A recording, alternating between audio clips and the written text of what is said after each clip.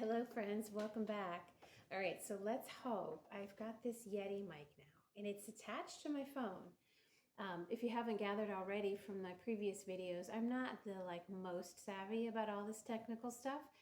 And I really just want to be able to just make this as easy as possible on myself, because I know if there's multiple steps and it gets really tricky and I feel like I have to unravel some mystery, I'm going to be really discouraged about making these videos. So I'm trying to make it as easy on myself as possible. And thank you to those of you who commented in the last video to let me know that the audio is still low, and to have me make sure that it's not just my phone microphone that's doing the picking up. So we'll see how this one goes. I did a little test. It sounded like it was a bit better.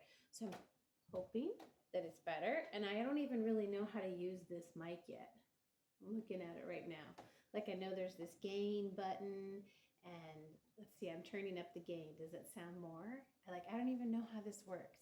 So I need to go and watch some YouTubes, ironically enough, and figure out how to do all this. All right, so I wanted to make a video today. Actually, you know what I wanted to do today? I wanted to just post a picture to my account for the 30 of you that follow me. But I found out, which I kind of thought was the case, you have to have a certain amount of subscribers. I think it's 500 in order to have a community tab, and that's where I would post a picture. So we got a long way to go till 500, so it might be a bit till I can post pictures. But the picture that I was going to post today was the books that I got at our little lending library. We have a really nice little, bring one, return one, borrow one library here in my community. And one of my a friend and person who comes to my yoga classes, she spearheaded the facelift to our little library a few years ago. And boy, has she done an amazing job, because before it was really just a dumping ground for everybody's books. It would happen that people would move and they would just, you know how it gets when you're moving, and you'd especially books and things like that, and they would just get books just dumped, just boxes and boxes of books dumped. And then it would be up to somebody to go through them, and there wasn't really anybody so focused and committed on our little library. So it was a heap of a mess, and she spent an entire summer going through everything and weeding things out and organizing, and now it's getting, I hadn't been in there in quite a few months, maybe even a year, and it's even better than it was, and she had already really shaped it up. So I had fun going in there today. I didn't stay as long as I maybe would have. We were at our community little swap meet farmers market, and my husband was with me, and I didn't want to take forever, but it was fun. And I thought, ooh, I could do some browsing in here, because if you've watched any of my last videos, well, at least the last couple, I'm doing a book buying fast for myself these first few months of the year. I've got my favorite mug. I thought I'd show that to you guys too. Isn't it cute? I use it mostly for tea, and it's from Abuelita, the hot chocolate brand. And I just think it's so cute. It came I think you bought a canister of hot chocolate, and this came with it as a gift. And if I ever see this again, I'm going to buy more, because I love it. And I've had it for kind of a long time now. Anyway, I got some chamomile tea in it. Little tangent here. I'm kind of trying to not drink as much coffee.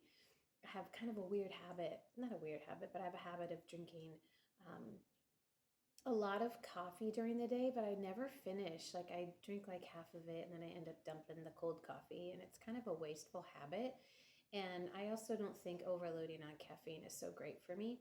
So I've tried to switch to tea, and I have found, here's what I have found, that if I do either a really small amount of water, or if I'm doing a bigger mug, if I do 2 tea bags, then I like it more. I think one of the things I've always struggled with tea is the taste is so subtle, and I'm used to and love coffee. So, not such a bold taste. So I needed a little bit more out of my tea experience. So anyway, a little splash of oat flax milk, and it's just, I love it. So anyway, I'm trying to do that now, especially while it's cold. I love cozy cold weather, and I won't be here all that long. So I'm going to take advantage of it while I can. Okay, so back to my original idea of this video. I went and I got these books. I was really only going to get one, then I was really only going to get two, and then I ended up getting four. So I'm kind of made a commitment to myself that if I don't have these read in like the next, or at least on my way with them in the next, let's see, we're at the middle of January right now. So if by the middle of March, I'm not well on my way with these, then I'm going to return them. Because that's another kind of sloppy habit I have. When I was getting books out of that library, I would keep them forever. I wouldn't read them. Not very considerate, considering we're supposed to be sharing. So here are the books that I picked up. This is the first one I picked up. It's The Hours by Michael Cunningham. And if I'm not mistaken, this was made into a show or a mini series. I think it was a TV series. And I think it was on a streaming service that we don't have or didn't have at the time. I'm pretty sure this was with Nicole Kidman. So anyway, and it's not a real long book, which is good for me because, you know, as I've mentioned over the last few videos, I'm still working on reestablishing or rebuilding my attention span, you know, like all of us who are now on our phones a lot. I find myself reading like two paragraphs and then my mind wanders and I'm looking around. I'm getting better. But anyway, this is just over 200 pages. So, and I'm sure a lot of you know what this is about, but let me read the inside of the cover, the jacket. Like what amazes me, I just got this book for free. And originally it was $23. And it's not in absolutely perfect condition, but it's pretty good. So anyway, and it's also not a book I probably would keep. So the novel opens with an evocation of Virginia Woolf's last days before her suicide in 1941 and moves to the stories of two modern American women who are trying to make rewarding lives for themselves in spite of the demands of friends, lovers, and family. Clarissa Vaughn is a book editor who lives in present-day Greenwich Village. When we meet her, she is buying flowers to display at a party for her friend Richard, an ailing poet who has just won a major literary prize. Laura Brown is a housewife in post-war California who is bringing up her only son and looking for her true life outside of her stifling marriage. With rare ease and assurance, Cunningham makes the two women's lives converge with Virginia Woolf's in an unexpected and heartbreaking way during the party for Richard. As the novel jump cuts through the 20th century, every line resonates with Cunningham's clear, strong, surprisingly lyrical contemporary voice. If I'm not mistaken, Amy Adams was in this too. I could be wrong, but that's what my memory is telling me. And I really like Amy Adams. So maybe after reading this, I will feel compelled to find a way to stream that myself. I'm not great at finding out how you stream things. We don't have Amazon Prime, and I would be hard pressed to pay for watching a movie on Amazon. So that sometimes that's the easiest place, but I don't ever do that. So we'll see if I can find it in another place. Then I got this one, and I think this book will not replace, but it'll be the next morning book because it sounds a lot like the book I'm reading now, which I've been mentioning for many videos now because I'm slow reading it in the morning and loving it. Like as I was reading my book this morning, I was thinking how much I'm still enjoying it. And yes, I'm only reading like, I don't know, 3 or 4 pages a day, a morning. But it's staying interesting to me. And I was starting to think that maybe I needed to hurry up and get through a good chunk of it to keep myself on pace. And I probably should, but I'm still really enjoying it. Anyway, that book is The Existentialist Cafe, recommended by Jim at Great Books, Big Ideas here on BookTube. And I think this will be a good follow-up if I want to stay in that vein. So this is called The Clockwork Universe. Hold it closer. And it's by Edward Dolnick. He's the author of The Forger's Spell. I don't know his work or his name. But this is about, at the end of the 17th century, sickness was divine punishment. Astronomy and astrology were indistinguishable, and the world's most brilliant, ambitious, and curious scientists were tormented by contradiction. They believed in angels, devils, and alchemy, yet also believed that the universe followed precise mathematical laws that were as intricate and perfectly regulated as the mechanisms of a great clock. The Clockwork Universe captures these monolithic thinkers as they wrestled with nature's most sweeping mysteries. Award-winning writer Edward Dolnick illuminates the fascinating personalities of Newton, Leibniz, Leibniz, not sure how to pronounce that, Kepler, and others, and vividly animates their momentous struggle during an era when little was known and everything was new, battles of will, faith, and intellect that would change the course of history itself.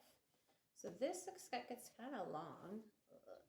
Looks like there's a lot of like about the book stuff at the back. So let's see how many actual pages. Oh yeah, there's a big old, lots of credits and the bibliography. Where does this book actually end? It looks like there's a lot of like, there's a lot of notations at the end. So it's 320, no, that's acknowledgments. It's about 320 pages. There's a big clump of pictures in the middle. Edmund Halley, known today for Halley's Comet. There's just all these great pictures of the people who this book is about. Anyway, it at first I was like, oh, maybe you shouldn't get that. Maybe that's a lot for you. But I think it's going to be good. And after reading about the existentialists in the 20s, 30s, and 40s, I think this will be kind of a nice, keep it in the same realm. Johann Kepler, Galileo. Who are the other folks in this book? People I don't know. Anyway, I'm looking forward to seeing if this book resonates with me, and we'll see how that goes. So that's the other one I got. 2 more to go. This one I'm pretty excited about. This sounds like it would be a faster read for me. It's a little bit more my style, and it's set in London in 1955. Grace, what is it called? The Perfume Collector by Kathleen Tesaro. And London, 1955. Grace Monroe is a fortunate young woman. Despite her sheltered upbringing in Oxford, her recent marriage has thrust her into the heart of London's most refined and ambitious social circles. However, playing the role of the sophisticated socialite her husband would like her to doesn't come easily to her, and perhaps never will. Then one evening, a letter arrives from France that will change everything. Grace has received an inheritance from a mysterious benefactor, Eva d'Orsay, whom she's never met. She begins a search that takes Grace to a long-abandoned perfume shop on Paris's left bank, where she discovers the seductive world of perfumers and their muses and a surprising love story. Told by invoking the 3 distinctive perfumes she inspired, Eva d'Orsay's story weaves through the decades from 1920s New York to Monte Carlo, Paris, and London. But these 3 perfumes hold secrets, and Eva's past and Grace's future intersect. Grace must choose between the life she thinks she should live and the person she is truly meant to be. So that one, I was like, oh yeah, I love things that, well, I do, London, I do like things that take place in London, why in England, why am I blanking? And I love things that take place in France. Both found out that I have DNA from both of those places, so maybe that plays a part. And then last but not least, because look, my video is already 13 minutes, Banana Yoshimoto, which I've been learning more about this author through Paul Mars on another BookTube person. And this is, I believe, a collection of short stories. So we'll see how this one goes. I'm not going to read the blurb because I'm kind of already running over my the time I like to keep my videos to. But anyway, it's fiction. It looks like it's a collection of short stories, and I'm looking forward to reading that. I think the book's just called NP, so that's a little bit mysterious. We'll figure out what that's all about. Anyway, I was really excited to show you guys what I found at my little free library today, and I'll let you know how things are progressing from here. Have a great rest of your day. My name's Holly. If you haven't already subscribed, I hope you will. I'm doing my best to get the hang of all this here, and if not, then just a like and a comment would be great. All right, I'll see you next time. Bye-bye for now.